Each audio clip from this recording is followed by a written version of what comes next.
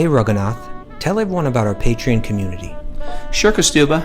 The Wisdom of the Sages Patreon community is an incredible online yoga resource. If you like the type of yoga wisdom and culture we share on the show, then our Patreon community is a great next step. This is a listener-supported podcast, and any level of sponsorship will unlock a wide range of live and archived classes, talks, and even workshops. Raghunath teaches, I teach, and we have a host of other excellent teachers on topics ranging from yoga philosophy, asana classes, storytelling, Ayurveda, kirtan, cooking, meditation, and a lot more. We even have an incredible online Bhakti 12-step recovery group. So if you want to check it out, go to patreon.com/wisdom of the sages. All right, let's get it on. Om Namo Bhagavate Vasudevaya. Om Namo Bhagavate Vasudevaya. Om Namo Bhagavate Vasudevaya.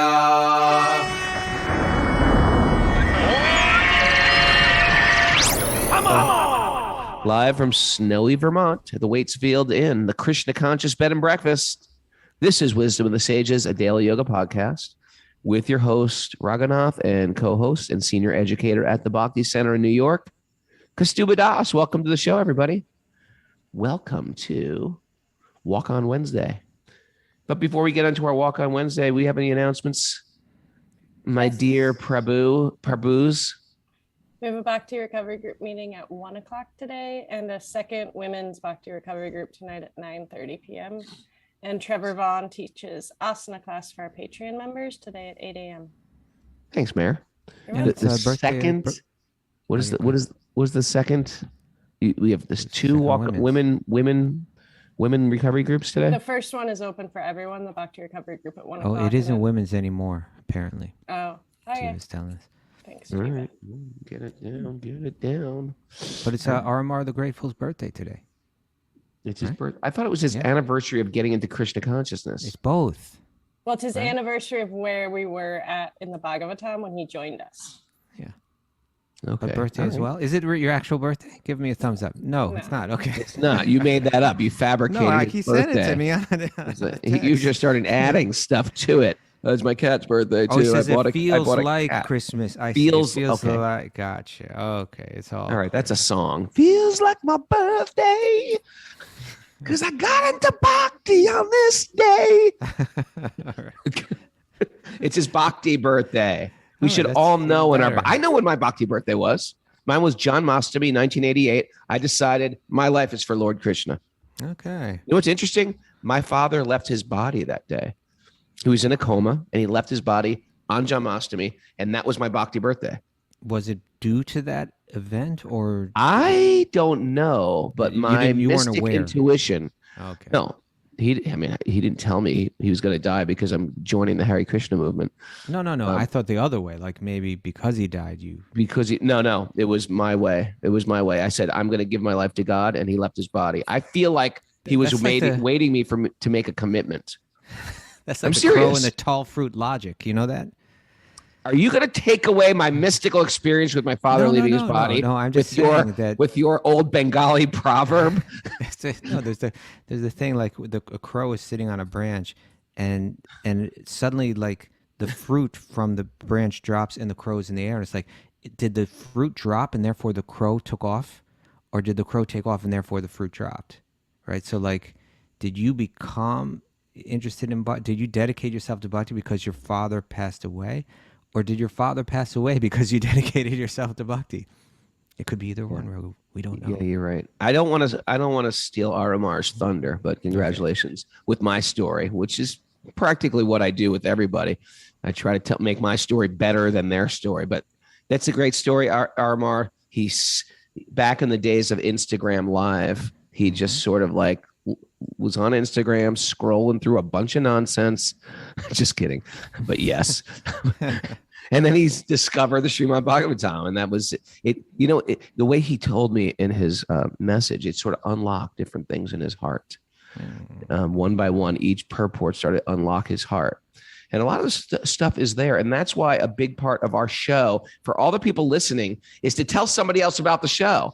We're not doing this just for like stupid background, because there's people in your life that are sitting on a fence and they're like, what do I do with my life? What is this all about? Who am I? What is my purpose? And they just need just a little encouragement. And if the show is the way that touches your heart, maybe it'll touch their heart. If it's a book that touches your heart, maybe give them that book, or just have a conversation with them, or just take a snapshot of, or, share the podcast with them. It's called Tell a Friend Friday, but we're going to do it today, Wednesday, on behalf of RMR.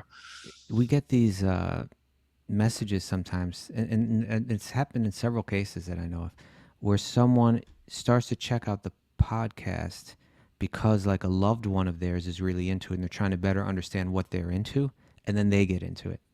Yeah. Then they get into Bhakti. It's like snag your loved one. Yeah, it was just like kind of like, I just need to understand what they're into. Oh, well, listen to this. You'll understand more what I'm into. And then they start to totally get into it. Or it repulses them. It happens both ways. It happens both ways. It doesn't always work. We're going to put that out there right now. Like, you're into that? I don't want to be with you anymore.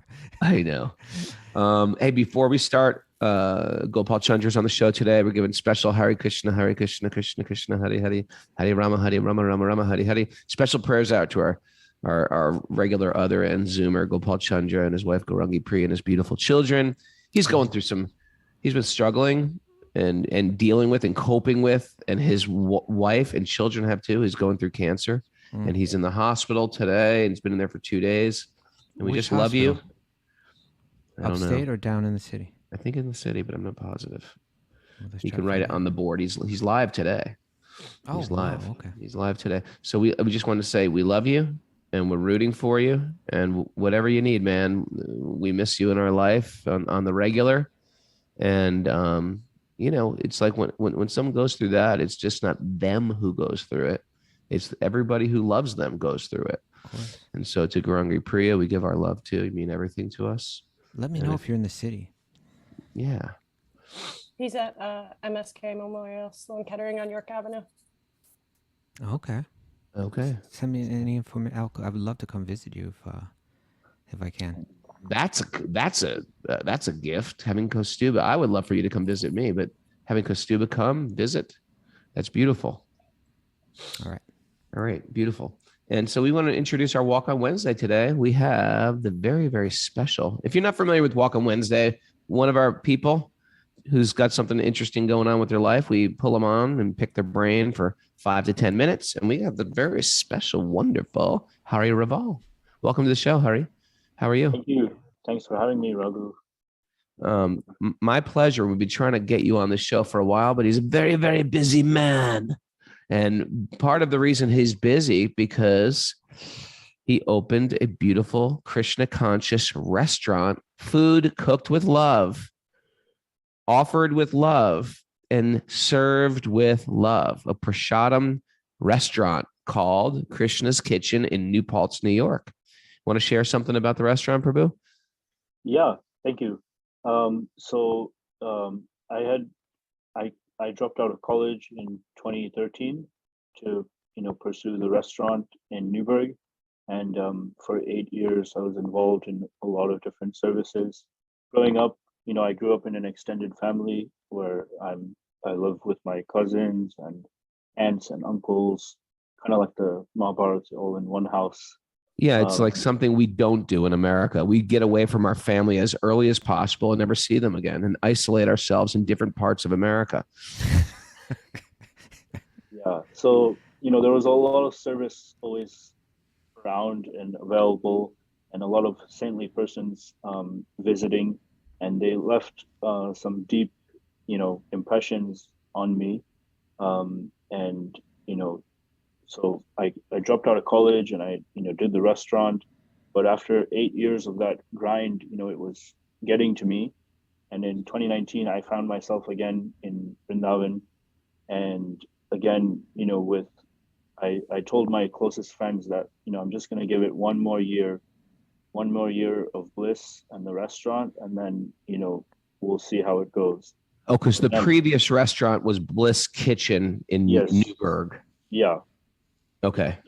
So, but we come back, and 2020, the pandemic happens, and so there goes that plan. And so the summer of 2020, we were called by some people, like-minded people in New Paltz, to come and serve, our nutritious meals. During the pandemic, many restaurants were closed, and many, there was like a lack of, good food available, and there was a newfound interest in healthy, meals than ever before. So we did the farmers market in New Paltz, and it was really successful. And then, we decided to, find a place. And by Krishna's mercy, we found a place right on the street where the farmers market was. Wow. Church Street. Yeah, it was like a Krishna miracle.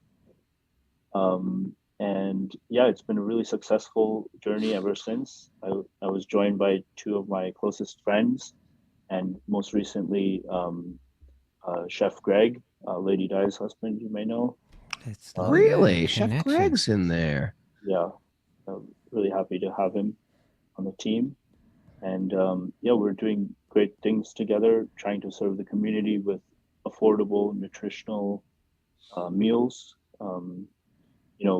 We have a saying that, they come for a meal, but they leave with a full heart. And that's what we're trying to do. Well, that's what it's like when you visit the Raval home. It's like such a great experience. You walk in there, there's a beautiful temple. Everybody's happy. There's all these family, different people. The ladies in the family are just absolutely unbelievable. They're like all like very saintly, like deeply spiritual women, and they're pumping out like tons of like all varieties of incredible food. It's a cultural experience to go to your family house. Yeah. And when I first met you, I think you were just a little boy, right? Yeah. You look like a man now, I will say. You look like a man. You have a mustache. But you were like a little boy. And I remember going there when I first moved to New York. And, it was like being in an Indian kitchen. There was like women rolling things and deep frying things in ghee and like baking things. And it was like, I had this, you're Gujarati. Yes, we're Gujarati. Yeah. Yeah. These guys can cook up a storm. But it's just like such a better way to live, right? It's like you have all your family, extended family together. They all care for each other. They all take care of each other. And then you're happy together. You're serving together. You're feeding each other. You help. It's just like just a beautiful lifestyle. His uncles are all doctors, and it's an incredible family. And we're really excited about the restaurant. Kaustubha, have you been? I've been to Bliss Kitchen, but I haven't been to Krishna's Kitchen yet. Okay, I've been to Bliss. All right, we need to take a Wisdom of the Sages day. Mara, you into this? Oh yeah, I'm in. You got to watch out for Mara. She might try to steal some recipes. She's got, she's a little jealous. She gets jealous sometimes. Who do these guys think they are? She's a chef. She's just like, I'm a big don't, fan of just Kara's meatballs. I have never had them, but would love to. You know what? You just should come don't- bearing meatballs, vegan meatballs, and then they will accept you and open your. And then you know what, Mara? Just give the meatball recipe to them, and it will end all this envy between the let it go, Mary. Mara Let it go. Simon's Catering versus the Krishna Kitchen. That family feud will end. Okay. Bury it. Our most Enough popular meatballs to go bowl- around for everyone. Raghu, you'd be interested to know our most popular bowl is called the Hari Bowl. And we Smart. have a bowl concept. The whole thing is we wanted to make Indian food more accessible to like everyday people. And put it in a bowl. That's Yeah, what put it in Americans a love tully, Put it bowls. in a bowl. Yeah. So everyday Right. people are asking for Hari Bowls. And That is good. The Nitai Gore Haribo is my favorite one. Okay. I can play with this little play on words for hours now, but thanks. So Hari Raval, if you're in the New Paltz area or make a field trip, make a date to go to Krishna Kitchen. I guess nowadays you don't have to even give an address. You just put it in your Google Maps, etc., and you just go there. And we're excited to go. We're going to have Wisdom of the Sages little party there. There's going to be a embracing of Simon's Catering and the Krishna Kitchen posse. And maybe, you know what? We might even give you Mara. We might give you her. We'd love to have her anytime. Thank you. All right. Thanks for joining us, Prabhu. We're excited for your endeavors, and it seems like it's really successful. Everybody's talking about this restaurant. People are contacting me all the time. Oh my God, Krishna Kitchen. And so I'm excited to come down there. And I always have missed it. Every time I miss it, but I'm excited to do it. Thanks for joining us. We love you. And we love your exit, you know. Right off the exit. You're going to 87 north or south on the New York State Thruway. Thank you very much. Pulse is a charming little town too. Thank you for Harry Bowl. And Harry Bowl. I wasn't ordering the Harry Bowl, by the way. I was saying goodbye. Thanks for. All right, let's get into Srimad-Bhagavatam, Kaustubha ji. All right.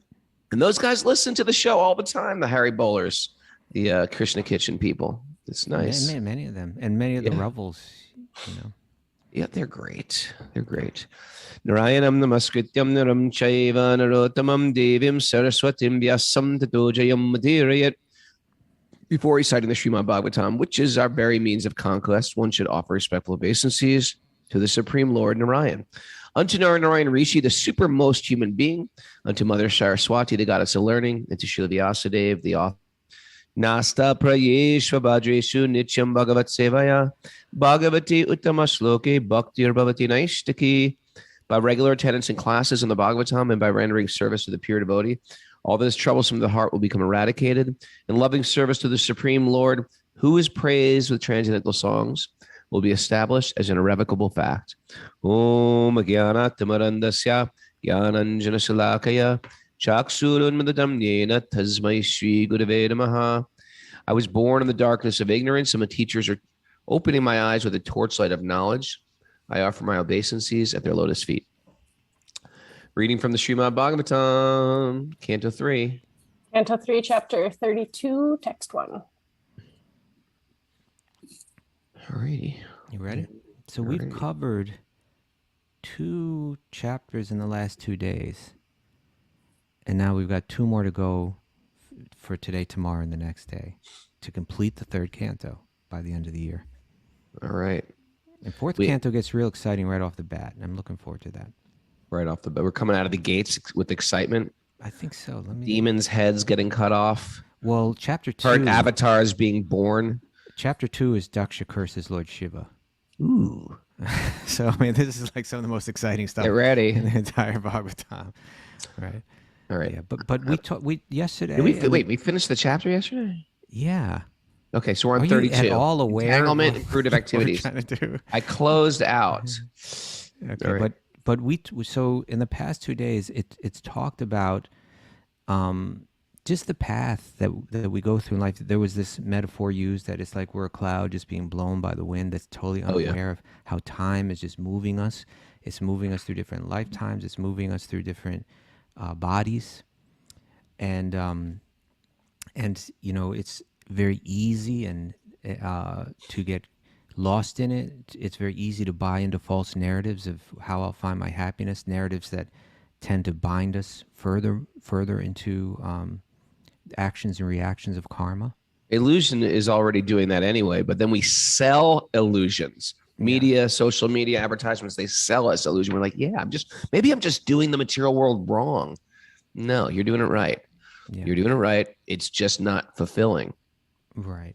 And so we read about how people, you know, how we become callous to the sufferings that we cause others, and due to that we have to endure hellish results to that, reactions to that. You know, we heard about birth in the womb and all that one goes through in the womb when they take their next birth after they've endured all their hellish results, you know. Right. That's hellish too, you know, that's really hard. We heard about the prayers of the soul within the womb. Some rare souls kind of get it. Oh my God, I'm going through hundreds and hundreds of births and deaths. I need to break this. They offer prayers, but then they're born and they forget all that, and then they're prone to fall into illusion again, and they're prone to ignore, like let's say, you know, the Vedic teachings, these ancient texts are there as kind of like a guidebook to how to live in this world and advance yourself. But, you know, we're prone to just ignore that and pursue material enjoyment separate from it. Now in this chapter, we're going to hear about something different. Well, let's say an extension of it. we're going to hear about someone that says, okay, I'm going to live according to Vedic teachings, but I'm still going to do it to get material results, right? In other words, it means I'm accepting the Vedic teachings, the lowest of the Vedic teachings. I'll be a pious person. I'll follow these teachings. I'll be a good person. But the reason I'm doing it is still my interest is set. I still want to disconnect myself from God. I still don't want to recognize my dependence and I have no faith in the beauty of that loving relationship. I still want to be the center. I still want to enjoy this world, but I'm doing it by offering sacrifice. I'm doing it by being pious, and I'm trying to derive positive material results from that, whether it be wealth or beauty or different types of material opulences. So It's a tiny step up from I'm doing pure materialism, which is okay. It's not just me. I'm getting benefit from higher power, so I'll offer them something back, and they'll give me what I actually they'll fulfill my material passions. Yeah. And so the goal with this type of practice, sometimes this is called sakama karma yoga. Sakama, kama means desire. So sakama means I'm following the teachings of these Vedic texts, but the reason why I'm doing it is because I want to fulfill my material desires. I've done that. I've been there. Have I you? prayed for things. Yeah. Please, God, give me this, give me that. That's how I grew up praying. Oh, I see. Okay, yeah. God was like a metaphysical Amazon Prime. Right. So in the Vedic teachings, in this yoga culture, in Hinduism, whatever you want to call it, it's a much more refined system, right? It's like it's very detailed about this deva and that deva, these different universal department heads that can fulfill your desires, and the rituals that you can perform and the hymns that you can chant, and also the conceptions of, if I'm kind to others, it will come back to me multiplied many times, and so on. So it's laid out there in a lot of detail. The goal of it being, one, I want to enjoy my life on Earth better, but even higher is to go to the higher planets within the material world and enjoy for longer periods of time greater opulences. So texts 1 through 4 are going to begin to describe this, and then texts 5 through 7 will describe something called niskama karma yoga, where you're Karma yoga means I'm working in this world, I'm doing my duties according to the Vedic teachings, but I'm doing it to get my material desires fulfilled.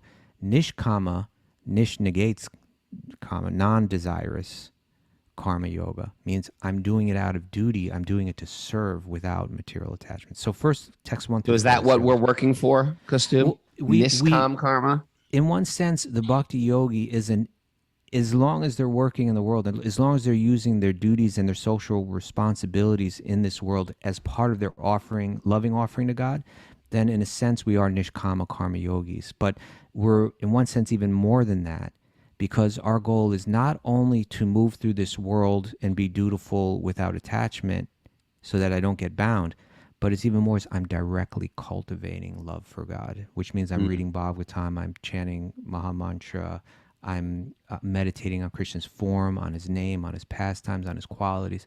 That's beyond even Nishkama Karma Yoga. So in one sense, we're both. All right. All righty. All right. Here we go. Chapter 32. Yeah. Entanglement in fruitive activities. Text 1.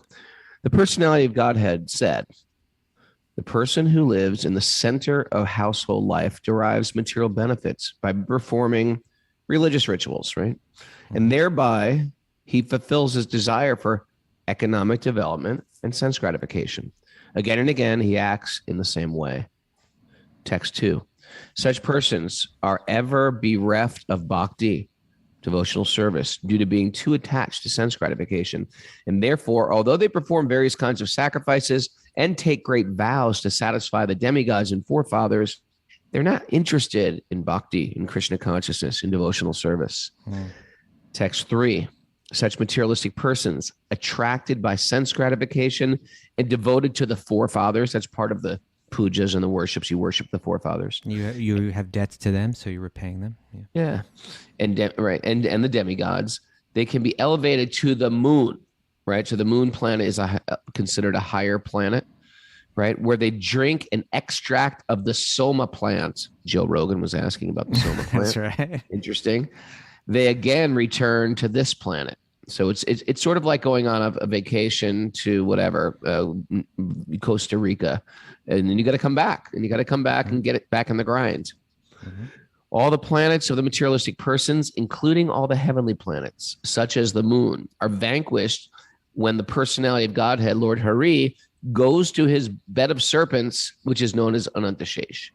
Explain that, Kaustubha. What does that mean when the Lord goes to his bed of serpents? Well, in other words, what that's describing is that that was text 3 said, if you're really expert at this, playing this Vedic game of fulfilling material desires through pious activity and ritual and worship, then you go to the higher planets where you have a much longer lifespan.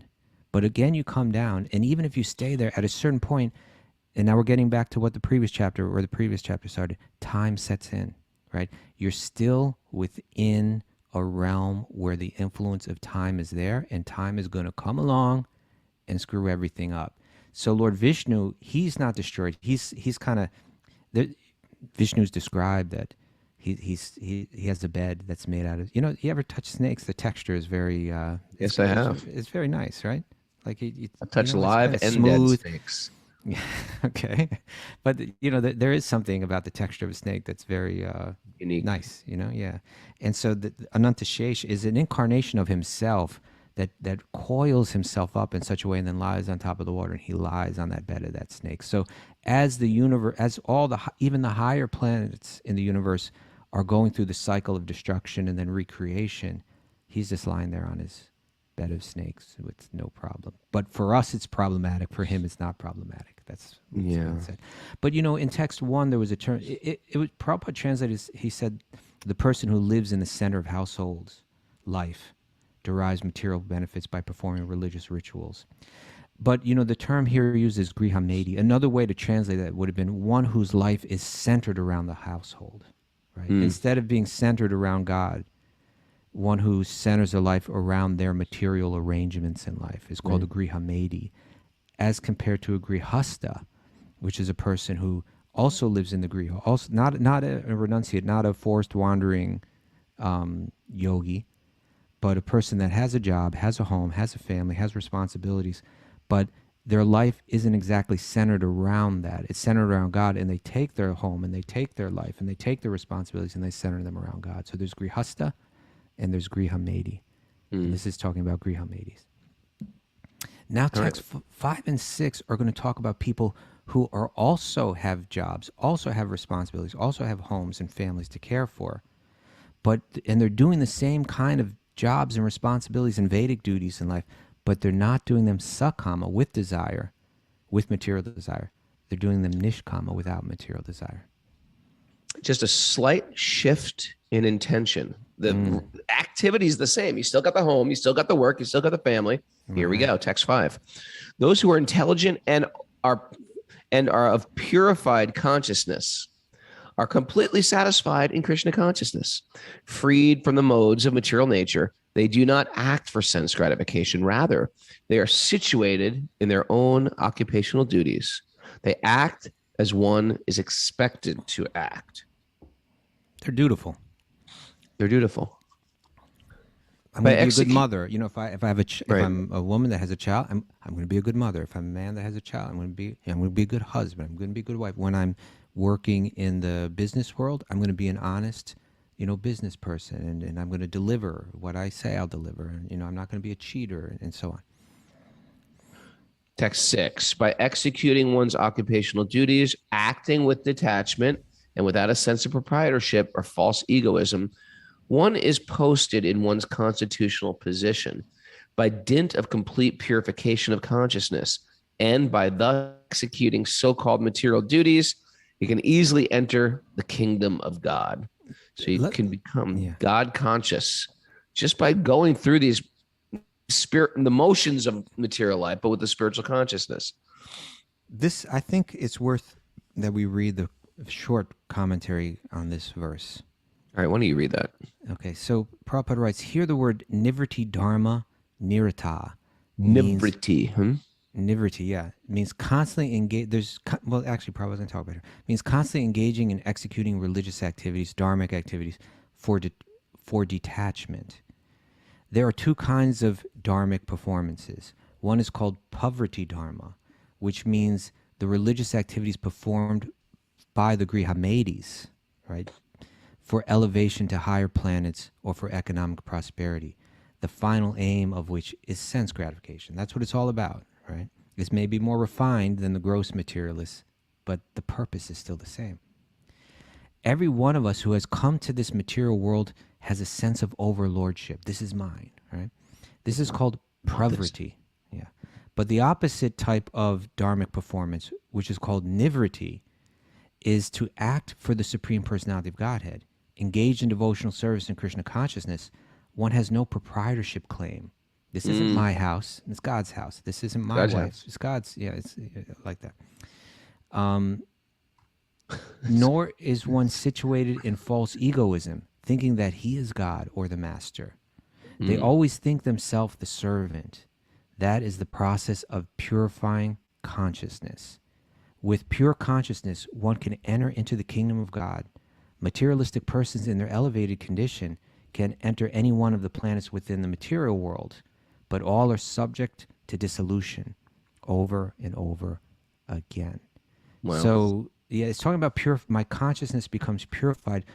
Even in the translation, it said one can very easily enter the kingdom of God. In other words, if without having to leave my home, live in a cave, suffer all kinds of discomforts and austerities and so on, I can live in this world, be a responsible husband, be a responsible wife, be a responsible parent, be a responsible business person, and all these, but do it with knowledge and detachment, recognizing that none of this belongs to me. My happiness isn't tied to these things. I'm identifying, like if I go to work and I'm not thinking, I'm going to get money at the end of the day that I can use to buy the things that are going to make me happy. That's poverty marg, right? That's the path of materialistic enjoyment. I could be doing the exact same things in the exact same job, but with a different conception that I'm doing this, the money that I'll get from this, I'm going to use to serve. And my happiness isn't tied to things that I buy. My happiness is my own true nature that comes out the more that I act in service to God. And now my consciousness is becoming purified. I was going to work thinking I'm the center of the universe and it's all about serving my senses. That's one way to think about it. If when I'm walking to work, I'm thinking, I'm the servant, I'm the servant, I'm the servant. That's basically purified consciousness. It's truth. My nature is to serve with love. Now I'm acting according to truth and my consciousness becomes purified of all the false narratives. That's the idea. All right. Text 7. Text 7.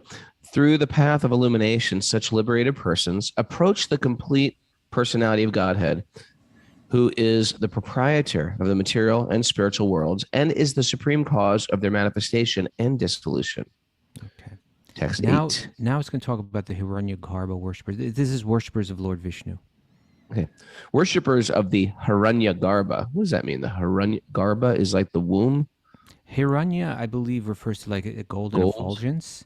And Golden. Garbha has to do with the navel. And I think it's speaking, because Lord Vishnu, everything grows from his navel, the lotus that grows, The at Lord golden. Brahma. So, yeah, he's, in one sense, he's the source of everything. Hiranyagarbha. Okay. Worshippers of the Hiranyagarbha expansion of the personality of Godhead remain within this material world until the end of the 2 parardas. That's a time measurement. Parardas. When Lord Brahma also dies. So Brahma dies. He's Eventually. like us, except he's a million times of a higher grade version of us. He's like us in a lot of ways in the sense that he dies. Other than that, we're nothing alike. Okay. We're okay. After experiencing the inhabitable time of the 3 gunas, the 3 modes of material nature, known as the parardas, Lord Brahma closes the material universe, which is covered by layers of earth, water, air, fire, ether, mind, ego, etc., and goes back to Godhead. This is not like some people could take this as like a nuclear war. No, the planet's still here after the nuclear war. There is a time where everything just, no matter how many peace treaties you make, even if the world is functioning very smoothly, everything is going to end by the sweet desire of the personality of Godhead, which expands as the time factor. The end of Time Brahma's factor. life. That's it. Wraps it all up. Right. Text 9. After experiencing the inhabitable, No, text. no, 10. text 10. The Oh, yogis. you didn't finish text 9 though. That was the thing. Oh, okay. After read the whole experiencing thing. text 9. After experiencing the inhabitable time of the three modes of material nature known as the two paradas, Two Lord Brahma. paratas? I'll take two paratas. I'll take two paratas. Aloo paratha, please, is my favorite, but with the chutney. Lord Brahma closes the material universe, which is covered by layers of earth, water, fire, air, ether, mind, and ego, etc. Isn't it interesting? Come on, that there's layers of earth that are made up of mind It's and hard ego. to understand. Who can understand that? These are all I different believe it, though. ingredients. I totally believe this. And then It goes back. Okay, so after that, we need to go back to Godhead. Lord The Brahma. yogis, Yeah. text 10, the yogis who become detached from this material world by practicing of the breathing exercises and control of the mind reach the planet of Brahma, which is far away, far, far away. And after getting their bodies, they enter into the body of Lord Brahma. Interesting. And therefore, when Brahma is liberated and goes, to the personality of Godhead, who's the supreme Brahman, such yogis can also enter into the kingdom of God. Okay. So these aren't the sakama karma-yogis. These are people that devoted their lives to this particular form of Lord Vishnu. And exactly how and why they became attracted to that particular form, I don't know. But the point is that this form transcends time, right? It is beyond time. Lord Brahma connects with that form and worships that form because he's born from that form. And those that follow the path of Brahma and connect with this form of Lord Vishnu, then at the time of the destruction of the entire universe, they also transcend along with Lord Brahma. Alrighty. Ready? Text 11. Now we hear about, so that was the liberation of a Vishnu worshiper. Now we're going to hear that liberation is not possible without bhakti. So whatever path one is doing, so better, even if I'm not directly worshiping Lord Vishnu, if I'm seeking liberation, if I'm seeking freedom from the material reactions of this world, better I just turn to Lord Vishnu. Better I engage in bhakti, because ultimately it requires bhakti on one level or another. It's so interesting, Kaustubha. We're so lucky we stumbled into the bhakti path, because if you think about it, if you just look at the Indian path or the Vedic path or the Sanatan Dharmis, it's very, very confusing because it looks the same outfits, same haircuts, same beards, same different tilak, but some markings on the head or the body. Same, totally different. Just like we're studying this book, how to attain pure bhakti and cut the fat away and leave us with nothing but God. In the same way, we're speaking about, hey, you can worship God and get this and get intact. There's, canons of literature that will tell you how to get stuff. And there's religious rituals and pujas and worships to help you get stuff from your source, and because you want stuff. And we just we wandered into a path of stuff's not going to satisfy you. Then it resonated with us. And here we are reading the Bhagavatam. Boom. Milaki. Okay. Text 11 through 15. Just hit them all, Raghu. Therefore, my dear mother, by devotional service, take direct shelter of the personality of Godhead, who is seated in everyone's heart. Text 12 to 15.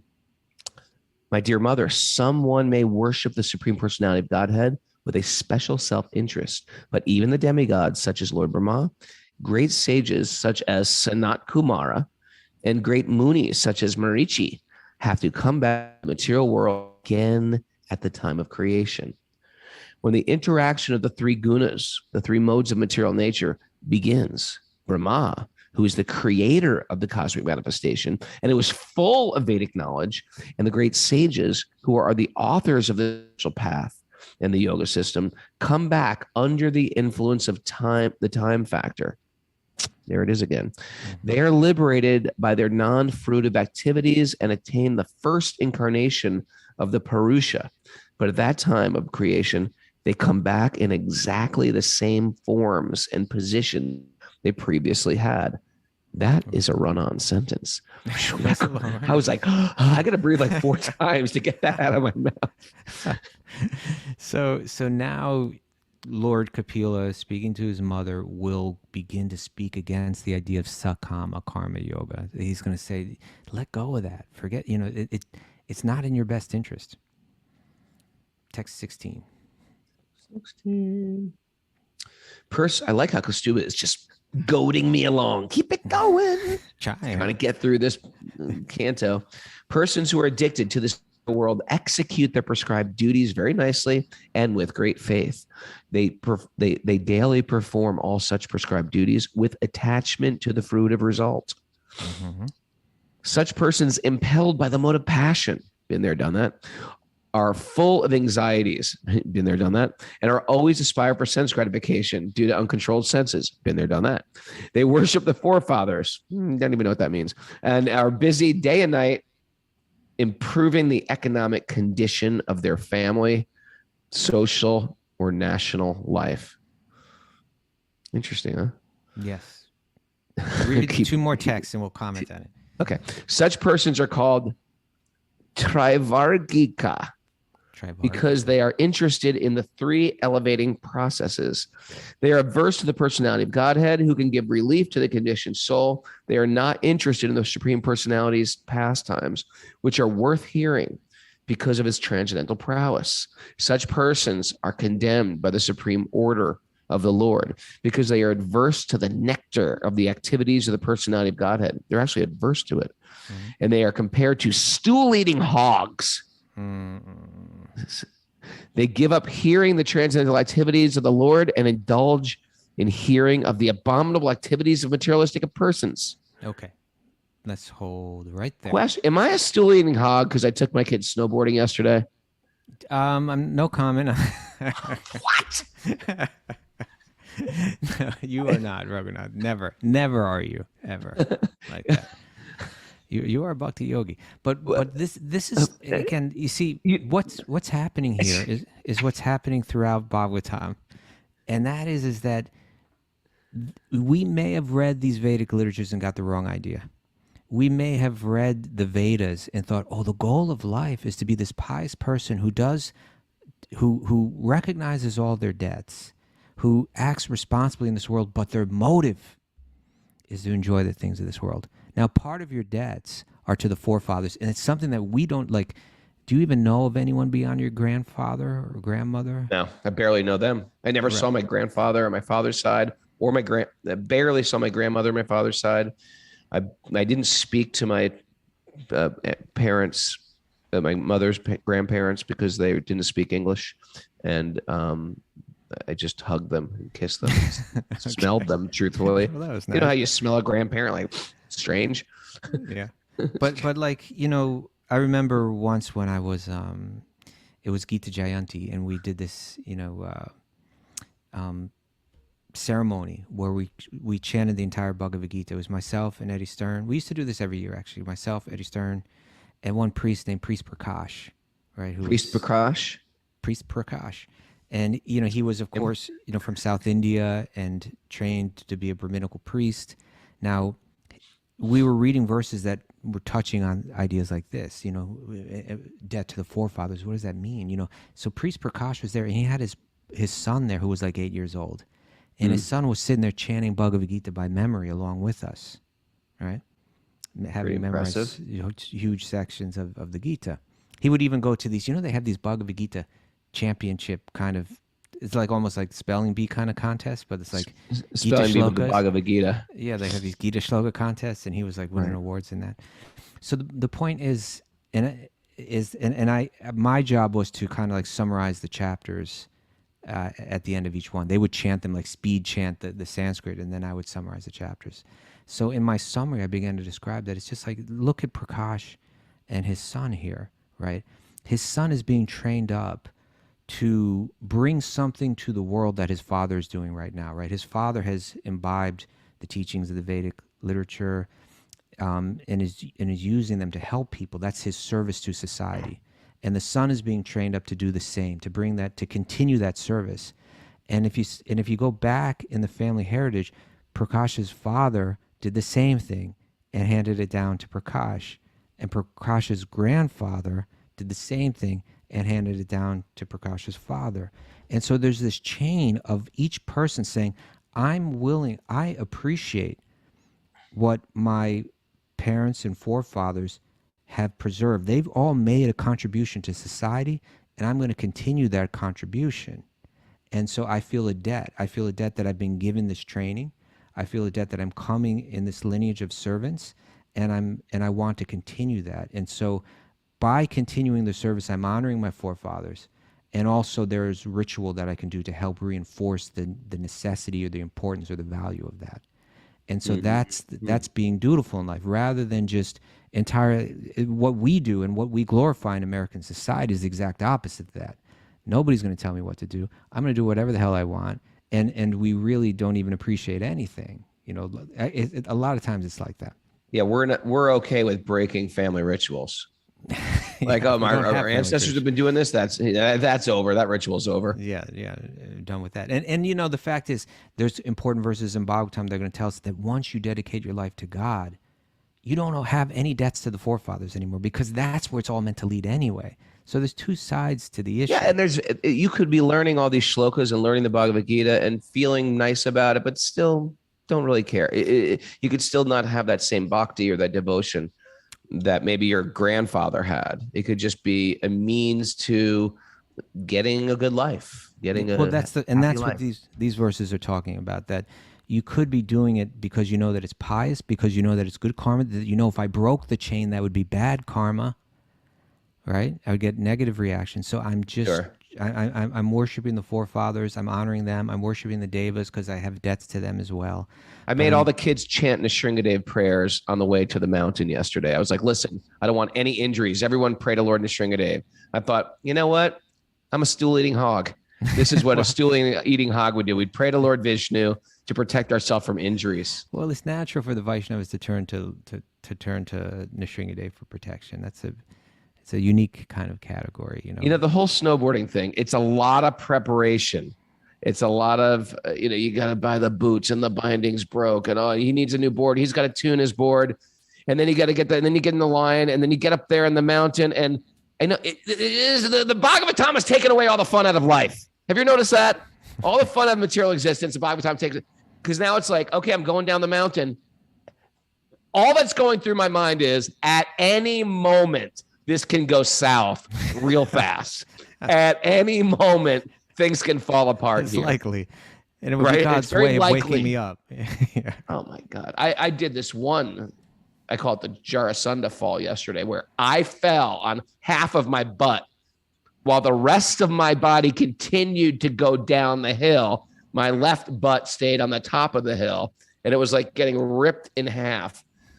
I Okay. thought I'd just share that with you. Thank you for sharing that, Robert. Yes. Stool-eating hog, man. I get it. It's all talking to me now. The kids had a good time. We bonded. It was fun. They're good at it. Oh, boy. Okay. So All right. text 18 talked about trivargikas, right? Which Yes. means there's dharma, artha, kama, and moksha.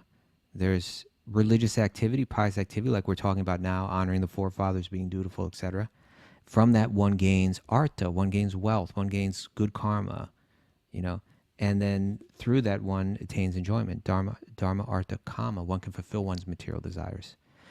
These are people that are not interested in transcending moksha. They're just interested in enjoying this world. So it says such persons are called trivargika because they're interested in the three elevating processes. It's elevating because at least I'm following the rules to become more pious, which is going to cultivate good qualities in me.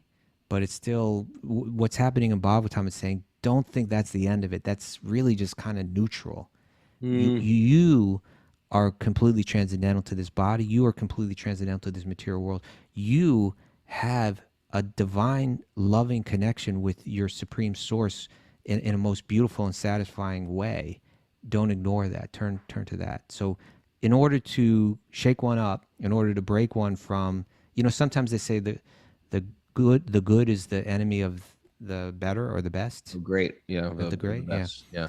So this is in one sense good, but Kapil is speaking against this because it's preventing one from the great, Great. from one's real spiritual potential.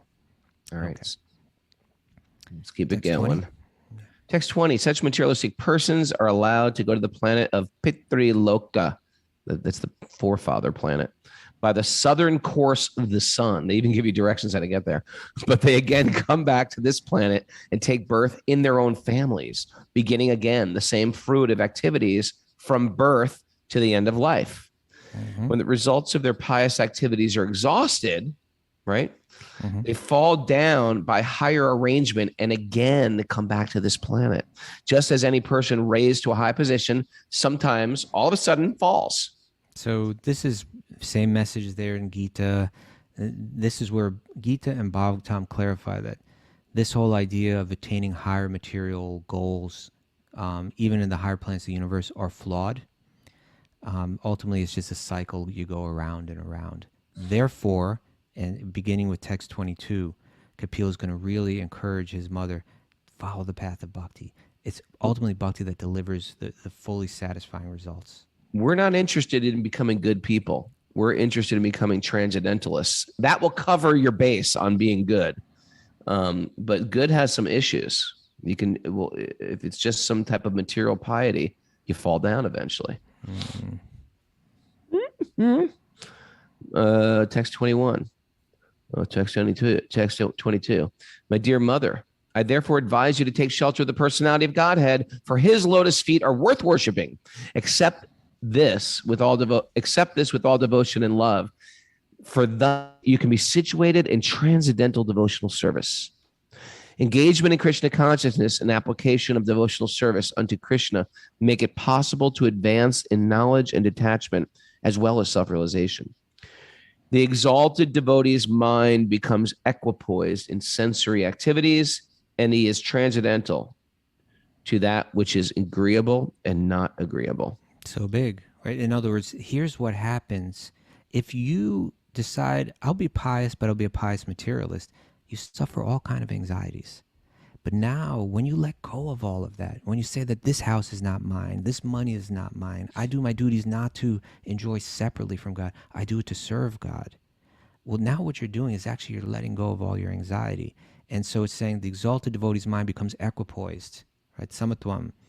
And that you become transcendental to that which is agreeable and not agreeable, right? There are pleasant and unpleasant things in this world, and you begin to transcend them. So even when you're going through those severe difficulties in life, right, you transcend it. You're beyond it. It's not, you may go through the same, externally you may go through the same kind of challenges, but internally you're untouched.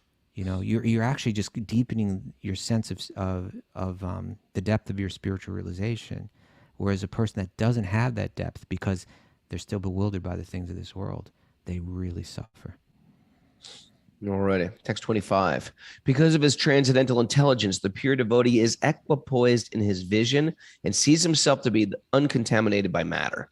He does not see anything as superior or inferior, and he feels himself elevated to the transcendental platform of being equal in all qualities with the Supreme Person. Now we're talking about how that person manifests in different ways to different people. The Supreme Personality of Godhead alone is complete transcendental knowledge. But according to the different processes of understanding, he appears differently, either as impersonal Brahman, as the Paramatma, the super soul, or as the personality of Godhead, or as the Purusha avatar. Okay, why don't we pick up here tomorrow? We'll finish this chapter stopping tomorrow. Point. Yeah, and then we're gonna complete this canto. It's going to happen by the end of the year. We're gonna do it. We're going to do it. All Now, right. you know, we skimmed over Aramar, that he had those certain verses. It was like, I think it was around 17 through 20 or so that were kind of really attacking that sakama karma yoga. But he said there was those verses and the commentaries to those verses that were really life-changing for him. So people might want to go and take a look at it. We didn't really have time to go into depth with them today, but people may want to look at those verses and read the commentaries. Some powerful stuff there. Powerful stuff. All right. All right. Well, good job. We did it. Takeaways, Mara? Yeah, takeaways. Social media is selling us illusions. Yeah. Don't treat God like a metaphysical Amazon Prime. No. I like that one though. Use your duties and responsibilities as part of your offering. Good but boring.